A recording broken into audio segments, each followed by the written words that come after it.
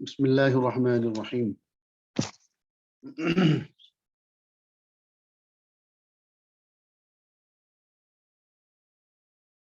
وہی بحث یہ چل رہی ہے کہ افتاء کے لیے عملی صفات کے متعلق قصہ اول چل رہا ہے، افتاء اور اصول افتاء، اور اسے مفتی صاحب رحمۃ اللہ علیہ نے افتاء کے علمی اصول اور اب افتاء کے عملی اوصاف بیان فرما رہے ہیں۔ اس میں تیسری اصل جو حضرت نے بیان فرمائی ہے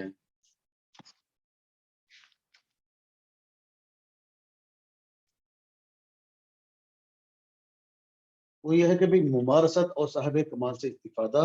یعنی مفتی کے لیے ضروری ہے کہ بھئی وہ لوگوں کے معاملات میں، شرعی معاملات میں اس کو دلچسپی ہو، اور جو ہے وہ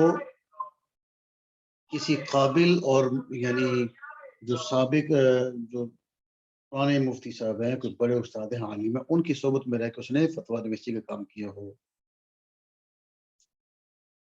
تو اس لیے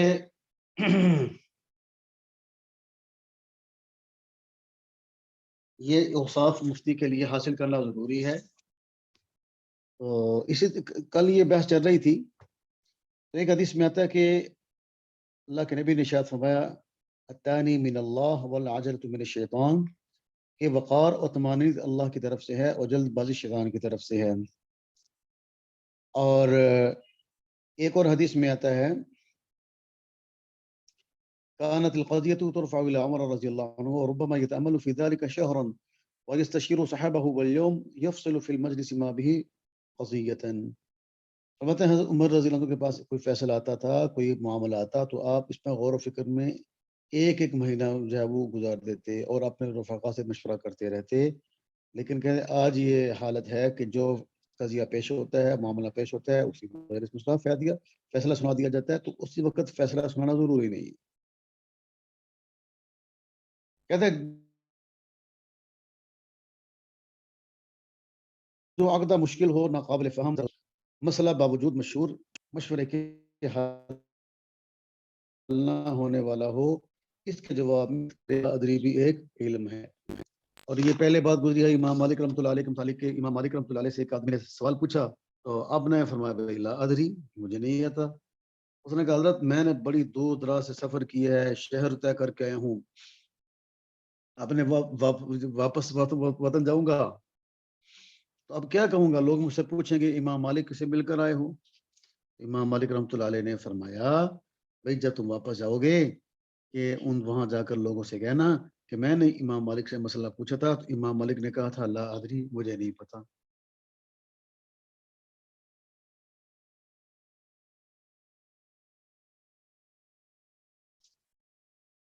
اور اسی طریقے سے اگر مفتی صاحب یعنی مفتی کو کسی مسئلے کا پتہ نہیں ہے تو اس کو چاہیے کہ وہ دوسرے اہل علم حضرات سے توجہ ہے ان کی طرف جو ہے وہ توجہ کرے اور ان سے جو ہے وہ رائے لے،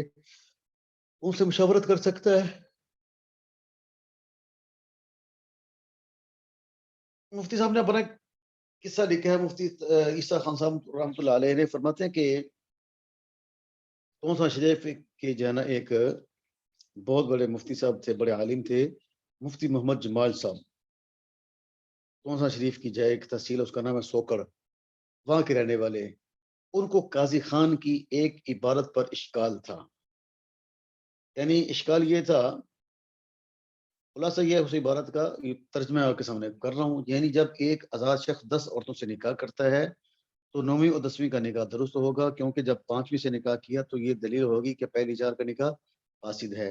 اور 9ویں اور 10ویں سے نکاح کیا تو دوسری 4 کا نکاح فاسد ہوا، لہذا صرف 9ویں اور 10ویں کا نکاح جائز ہوگا۔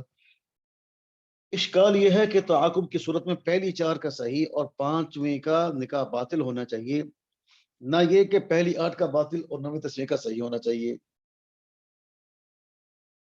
تو فرماتے ہیں کہ یہ ایک مسئلہ تھا، ان کی یہ عبارت انہوں نے پیش کی قاضی خان کی، تو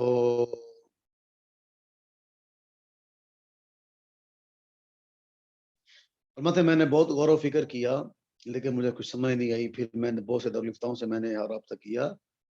تو اکثر دارالفتاء والوں نے کوئی جواب نہیں دیا۔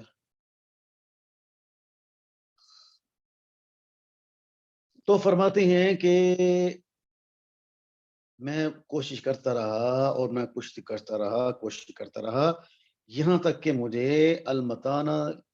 لمرمت الخزانہ میں مجھے مجموعۃ النوازل کی عبارت میں بغیر اذنہن وبلغنا و اجزنا جمیعان کی جو زیادتی موجود ہے، اس سے یہ بات سمجھ میں آتی ہے کہ اگر وہ مان قبول کر لے تو پھر کافی حد تک اشکال رفع ہو جاتا ہے۔ مفتی جمیل احمد صاحب تھانوی رحمۃ اللہ علیہ جو جامعہ اشرفیہ میں مفتی تھے، انہوں نے میری حوصلہ افزائی فرمائی اور آخر تک جو ہے میری ان سے خط و کتابت رہی۔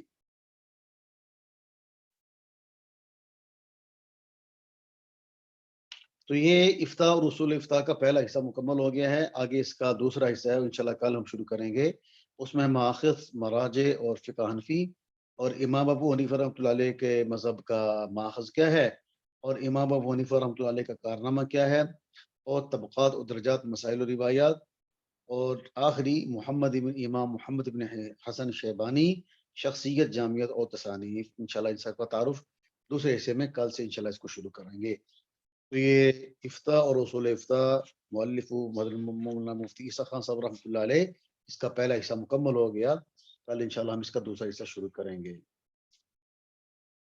السلام علیکم ورحمۃ اللہ وبرکاتہ۔